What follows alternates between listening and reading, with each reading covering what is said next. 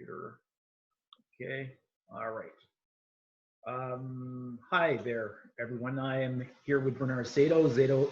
Bernard is a part of our advisory team, and we're just today having just a casual conversation about the markets, what's going on, what people are asking out there.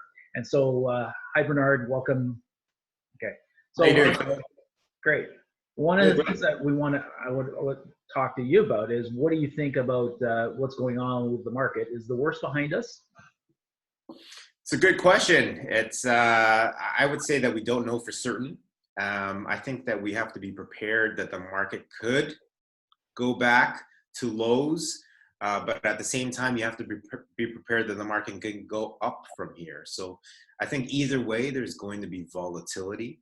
We have to be prepared for both scenarios from a mental standpoint, as well as from a portfolio construction standpoint. I think that you don't need to make a call and sit all in cash and be on the sidelines, and you don't need to make a call to be fully aggressive and go all in or turn the portfolio even more aggressive. I think it's too risky to make a binary call. You can't really say for certain which way it's going to be, and I don't think that's necessary. Do you feel like some clients are wanting to make those kind of calls? Yes, definitely. There's always a reactionary, knee-jerk type of situations, and that can even sway from day to day because we're having such big swings in the market that sentiment or the way that you feel about the market can swing from being pretty optimistic that things are going to change, and you kind of like combine this with the news about the medical situation, which is something that most of us don't really know anything about. Is there going to be a vaccine, and all of a sudden we're pretty optimistic that things are going to go back to normal, and then we hear about maybe some statistics on new cases, et cetera, and then that changes our scenario. So I think maybe we shouldn't be too reactionary and make moves based on daily news or daily swings. So are you recommending to clients to turn off the media, turn off the noise when it comes to the markets? Yeah, I think that's tough to do. I mean, we're all quarantined. We're all spending time with our family, et cetera, but we have a lot of time to check the news. I think sometimes, this goes with everything, is that we have to, look beyond the headlines.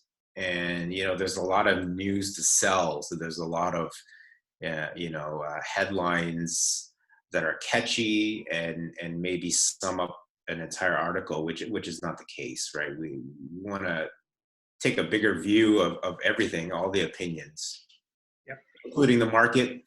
Yeah. So thanks. What kind of changes are you making to clients' portfolios today? Yeah, I would say probably that it's too late to think to get defensive now. So hopefully coming in, you are properly allocated in your portfolio to your risk tolerance. It doesn't mean that you're insulated from the downside, but it means that you had the appropriate amount of exposure. Now there's an opportunity to rebalance and tweak a little bit in the portfolio. There could be some opportunities. So for example, there could be some currency hedging opportunities. There could be rebalancing. So what that means is maybe the more riskier portion of your portfolio was hit a little bit harder, and then the more conservative was not. Now is a chance to kind of bring back that mix a little bit and take from one and put to the other. You can get rid of underperforming stuff, so things that you were kind of iffy on. Now you've had a chance to kind of see how it performed in a good market in 2019. And this downturn year to date in 2020. So if you have a position in there that's underperformed in both scenarios, you can make a call. And then on top of that, if you have non-registered accounts, You can do a little bit of tax loss selling. That might be an opportunity. You can carry back that loss to help you with your capital gains in previous years, and you can even do that without really changing your exposure. So that's something an advisor can help you with. Perfect. So is it a good time to put more money to work, do you think? I would think so. I would think so. I mean, everybody knows the simple rule of buy low, sell high. But putting it into practice is much more difficult than it sounds. You're basically going against your emotion or your initial reaction. We make up excuses about, maybe it's not the right time or maybe it's too uncertain. But I think that's when you need to buy. And I know there's tons of cliches out there that you're supposed to go in at the worst times. But I think down the road, when you look, what's that saying again, Phil? When there's blood in the streets? When there's blood in the streets, be greedy. When Yeah, or be greedy when others are fearful as well, right? So I think down the road, when you look back in hindsight, you will have wished or be happy that you bought in 2020, right? You would have bought during the coronavirus crash of 2020. And I think down the road, that's going to be a smart thing. Just like, if you were to say right now that you put money to work during the financial crisis of 2008, 2009, people would look at you like you did a great move. And I think in the future, it'll sound the same. So I think it seems simple, but anything that you do has to align with your goals as well. So, I mean, if your needs are short term, then it's probably not a good idea for you to do that. And if you do put money to work, you want to make sure that it's going into the right place as well. So it's not as simple as just buying into the market. You want to make sure you're optimizing it, whether it's, your RSP, TFSA, RESPs, etc. So again, an advisor can help you with that. Well, what kind of sectors do you think are you looking at for clients if they won't put any money to work? Yeah, it's obviously it's dependent on your goals and risk tolerance, but I will give 3 easy ideas that I have been talking to clients about. Some people are trying to hit home runs, maybe thinking about buying oil or buying, a cruise line or hotel industries. And I'm not saying that those aren't investments that may work out in the future, but let's start with, easier stuff right now. So, especially when it's so hard to commit new money, let's start with the index. Okay, so the index is all the companies in the market. It's effectively the market. So, I mean, if the reason why you want to buy is because the market is down, then buy the market because the market will come back eventually. So there could be new leaders in the index down the road, but I mean, that's something that you want to participate in. I mean, if you go with one particular sector or you go with one particular company, it might not recover. But if you go with the entire market, you have a much better chance. Secondly, there are companies that are thriving in this environment and in this pandemic, and most people believe this is going to change the way that we live and do business in the future. So these companies can continue to thrive post-corona virus. So those are innovative companies, tech companies, and we know a couple managers that have great track records in that area, and that's where I'm deploying the money. And thirdly, another idea that I have are strong dividend payers. So think, for example, here in Canada, you've got things like banks and telcos that are pretty much oligopolies in the market. They're going to be around going forward, and they pay dividends which are the earnings of the company that they give out to shareholders.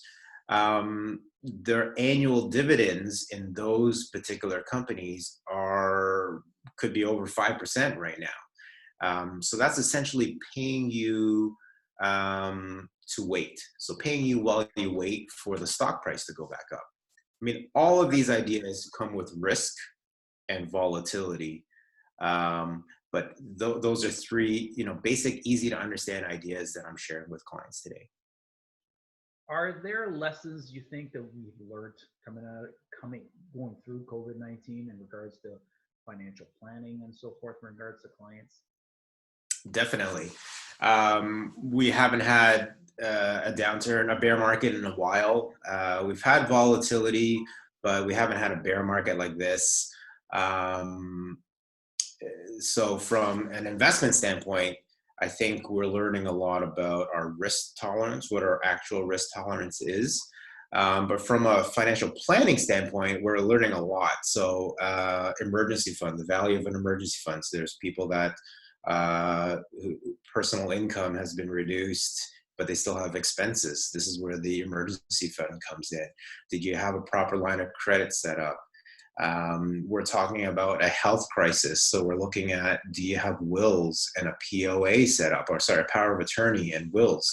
I mean, if you didn't, it's probably a lot harder to get one set up now, but if you did have one, that gives you some peace of mind. And thirdly, even having the right insurance coverage for yourself to protect your family. These are all things that are part of a big ongoing planning, financial planning discussion that you should have with your advisor on a regular basis. Have clients been open to talking about their finances under these circumstances?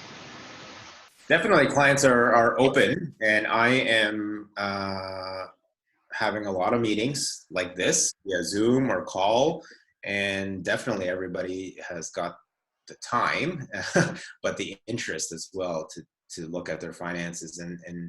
And for us, it's always top of mind, and we're pushing people to talk about this, but sometimes people can get complacent. I don't think people are being complacent, in these past couple months, and they're open to talk about it.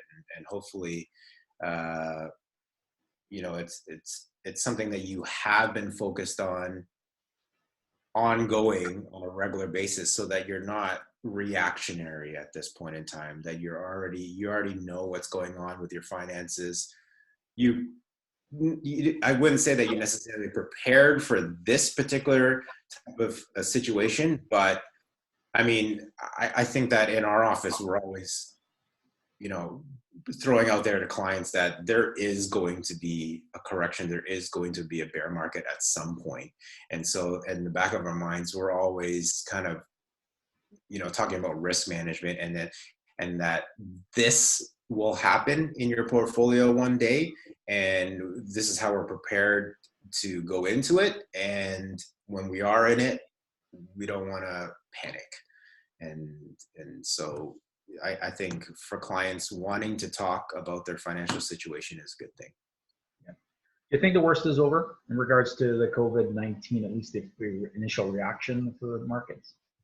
I don't think that I could have a good professional opinion on it. I think all of our opinions are third party.